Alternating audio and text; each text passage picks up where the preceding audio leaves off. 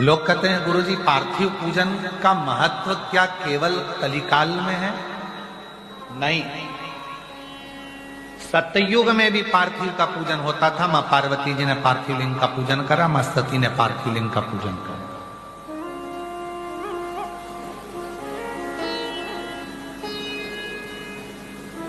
त्रेता में भी पार्थिव लिंग पूजन का महत्व है। भगवान राम जी अयोध्या से लंका तक गए, बीच में जितने दिन भगवान राम जी रुकते थे वहां पार्थिव पूजन करते थे।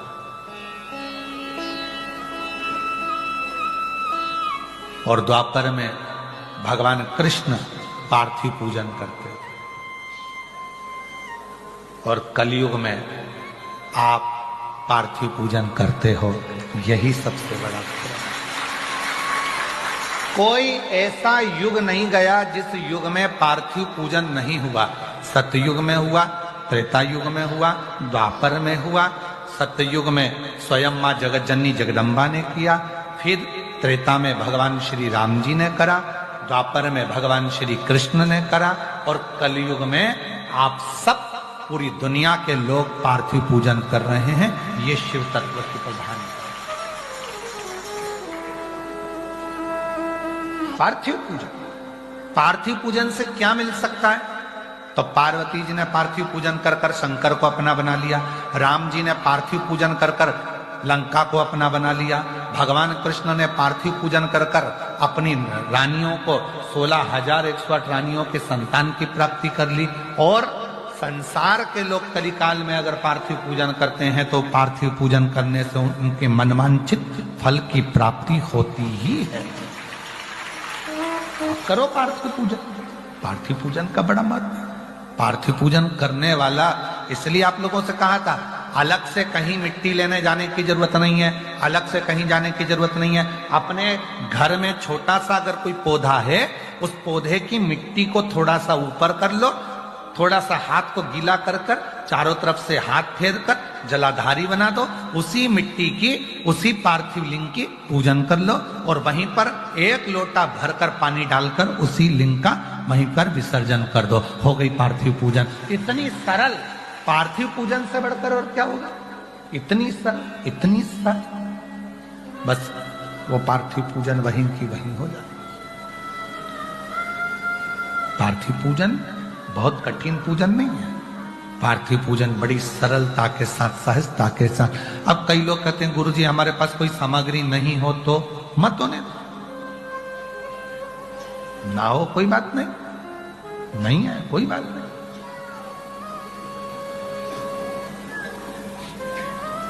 कितना सुंदर कहा है तुमरुका जी।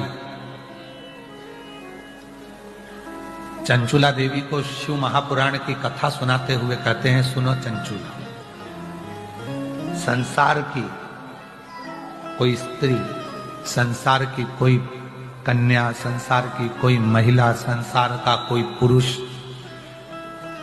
संसार की कोई नारी, कोई पुरुष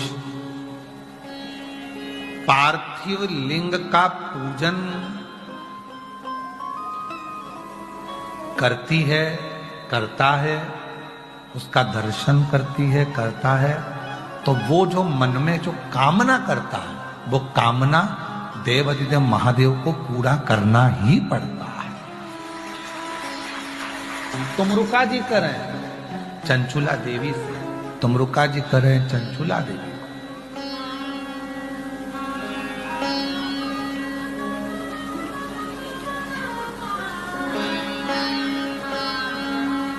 और बालू मिट्टी के बनाए भोलेनाथ, चढ़ाऊं लोटा जल भर के। बालू मिट्टी के बनाए भोलेनाथ, चढ़ाऊं लोटा जल भर के। बालू मिट्टी के बनाए भोलेनाथ, चढ़ाऊं लोटा जल भर के। बालू मिट्टी के बनाए भोलेनाथ, चढ़ाऊं लोटा जल भर।